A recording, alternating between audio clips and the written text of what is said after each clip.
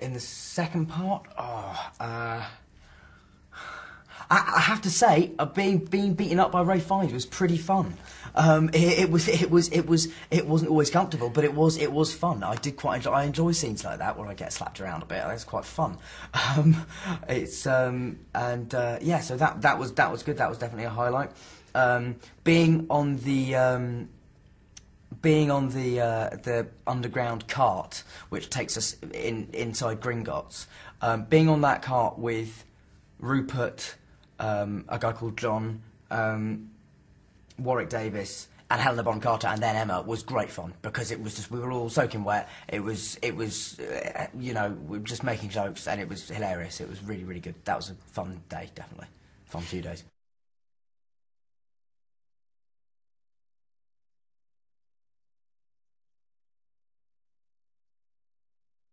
Weirdly enough, the most emotional shot of the film was probably the last one, which was not an emotional scene, but it was a scene where literally it was a shot of me jumping into a fireplace at the end of the Ministry of Magic chase scene, and then after that, that was our last shot on the film, and so that was how we ended it. I think the other emotional scene in this film is the one that I've been most looking forward to as well, was the scene where I walk into the forest and suddenly I see my parents and Sirius and Lupin standing in front of me, and that was an emotional scene also because Gary came back for it, and you know, and also because, you know, Adrian and Geraldine, who play my parents, are wonderful, and I'm in a way personally why I'm so sad they died is that I would have loved to act more with them.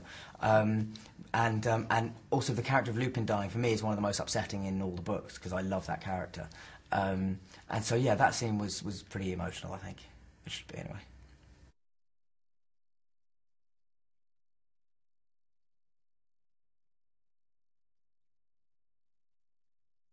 Fight for your life, I suppose, would be one of the main themes. It's a battle to save Hogwarts. It's a battle to survive.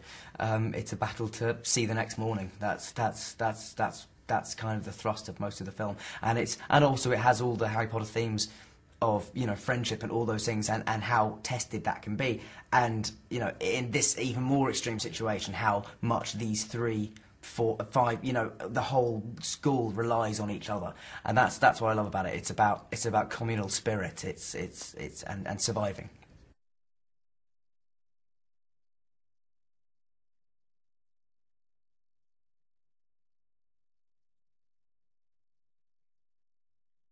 I like to think it has in some ways. Certainly for fantasy films, I think we've you know, us and Lord of the Rings. I think you know, we obviously came out around the same time, and they were just, at that stage, sort of designed for a much older audience, you might say. But yeah, I mean, I certainly think we've set a very high standard because we've had fantastic directors, and we've also shown that we're not afraid of taking it in a direction that wouldn't necessarily be expected. You know, I don't think many people expected either Alfonso Cuarón or David Yates to be names in the hat for any Harry Potter films.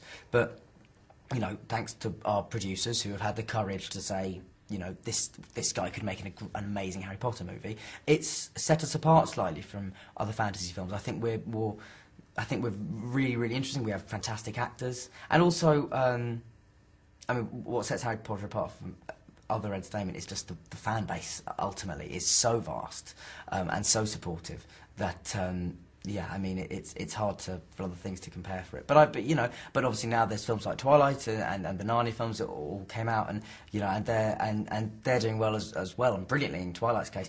But I think Harry Potter manages to combine an innocence and an Englishness with an edge you rarely see in sort of supposedly children's films.